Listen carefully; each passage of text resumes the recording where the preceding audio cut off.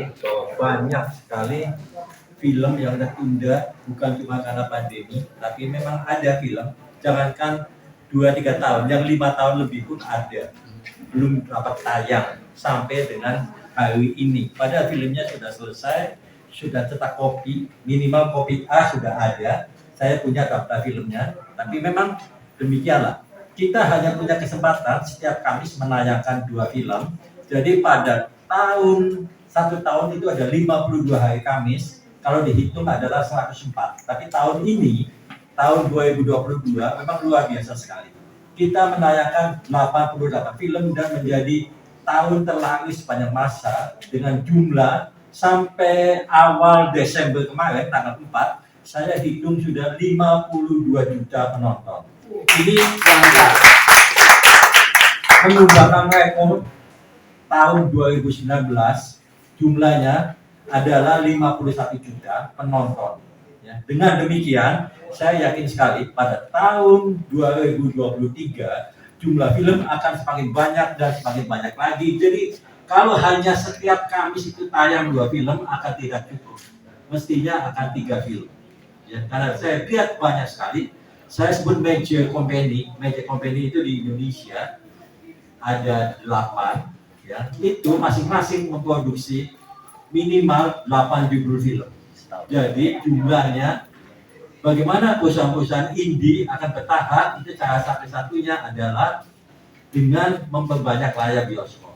2020 tapi ternyata Cina ditutup dan mohon doanya mudah-mudahan Asal Komedi 2 bisa memberikan nafas baru, sedikit nafas yang berbeda di perfilman Indonesia sehingga mempunyai sesuatu warna yang lebih banyak, memberikan bukan hanya tontonan tapi menjadikan tuntunan, dan mudah-mudahan kalau PFM tertarik kami bisa berkunjung ke PFM. Terima kasih.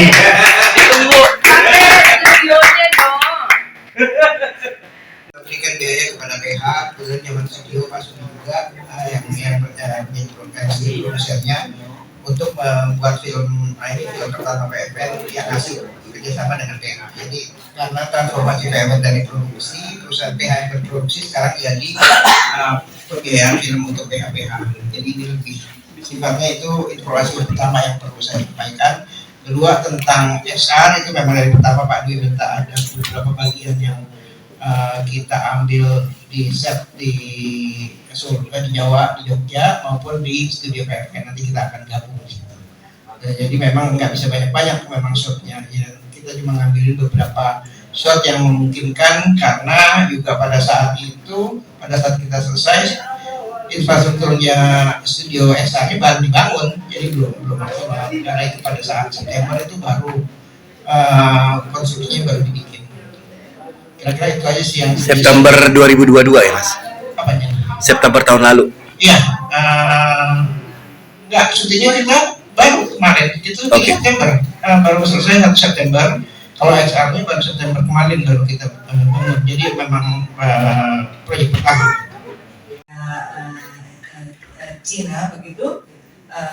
Kemudian ketika Mas Erwin memberikan dan Mas Umi memberikan film Anak Titip Pancasila, saya harus mempelajari dahulu literasi Jawanya begitu, baik urban legend-nya maupun budaya batiknya, karena di ATS ini berlatar belakang kerajinan batik. Batik itu secara filosofinya dalam sekali, bukan hanya bagaimana membuat batik, tetapi bagaimana pengrajin batik bisa turun temurun demikian. Jadi mudah-mudahan tidak masalah karena produksinya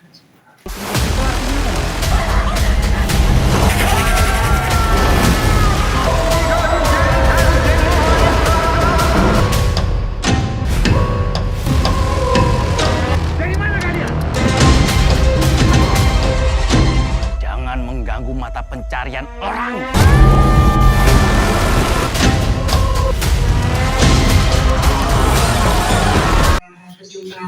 Dan terima kasih, mohon doanya untuk anak penangkap hantu. Ada Mas Ibnu di sana, Mas Ibnu ini dari MNC Pictures. Jadi ini project yang awalnya memang begitu deal ya, nggak lama deal sepanjang ini gitu ya. Jadi akhirnya ke tangan nama, tapi waktu itu kita putuskan untuk kita matangkan skenario ya.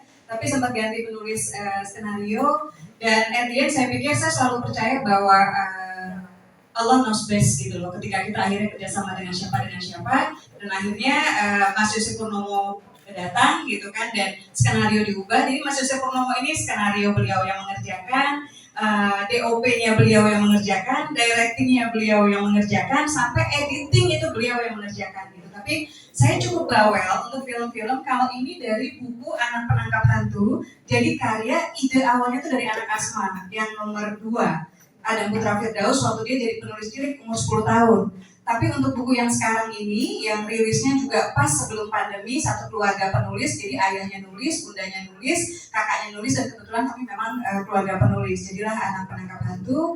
Dan ya nggak nyangka bahwa ternyata Mas Yos itu suka banget gitu loh, suka banget sampai dia bilang, udahlah 10 tahun depan kita bikin aja Anak Penangkap Hantu 2, 3, 4, 5, boleh diaminkan? Tidak misi, karena kenapa? Karena saya mau buat film memberikan edukasi kepada penonton yang datang ke bioskop, itu begitu pulang mereka ada edukasi, intinya seperti itu. Jadi terus saya juga mau buat film ada pesan agama kayak makalah doa itu, sampai saya kemarin ada sedikit yang komen dengan saya menyamakan dengan Ustadz Yusuf Mansur. Nggak ada, karena saya sama beliau sama Ustadz Yusuf Mansur saya kenal, saya dekat, jadinya nanti mungkin turun ke beliau juga sebelum tayang, bukan ada menyindir ke situ semua.